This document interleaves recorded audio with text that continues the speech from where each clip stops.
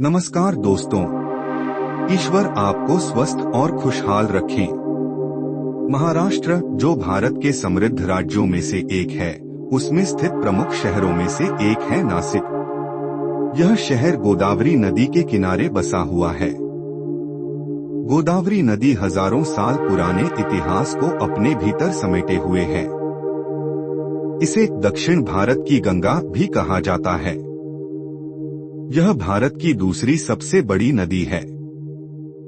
गोदावरी नदी नासिक के ब्रह्मगिरी पर्वत से निकलती है और महाराष्ट्र, तेलंगाना, आंध्र प्रदेश, छत्तीसगढ़ और ओडिशा से होकर बहती हुई बंगाल की खाड़ी में समाहित होती है।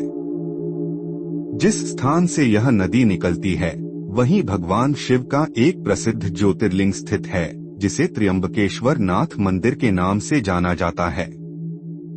यह मंदिर भारत के 12 ज्योतिर्लिंगों में से एक है। नासिक भारत के उन 4 पवित्र शहरों में से एक है, जहां हर 12 साल में कुंभ मेले का आयोजन होता है। प्राचीनता और इतिहास से समृद्ध यह शहर अपने भीतर कई अद्भुत कहानियों को समेटे हुए है। इनमें से 2 प्रमुख कथाएं हैं। पहली कथा अमृत कलश और कुंभ मेले का जन्म।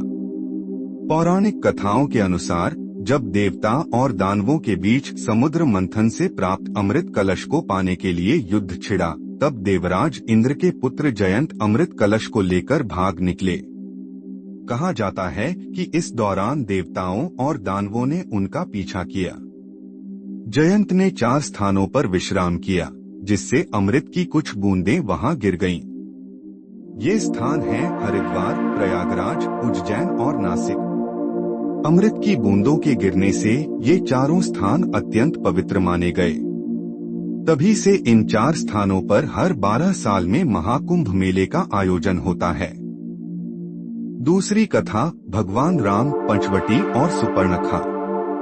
रामायण के अनुसार वनवास के दौरान भगवान राम ने अपने भाई लक्ष्मण और माता सीता के साथ कुछ समय के लिए नासिक के पास पंचवटी नामक स्थान को अपना निवास स्थल बनाया।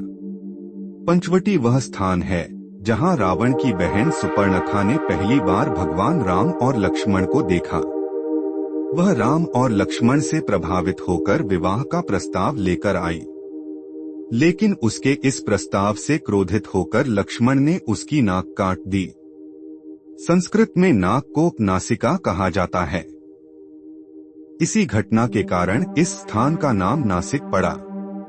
नासिक अपने ऐतिहासिक और धार्मिक महत्व के कारण भारत के सबसे प्राचीन और पवित्र शहरों में से एक है। यह न केवल आध्यात्मिकता बल्कि भारतीय संस्कृति का भी एक अद्भुत संगम प्रस्तुत करता है।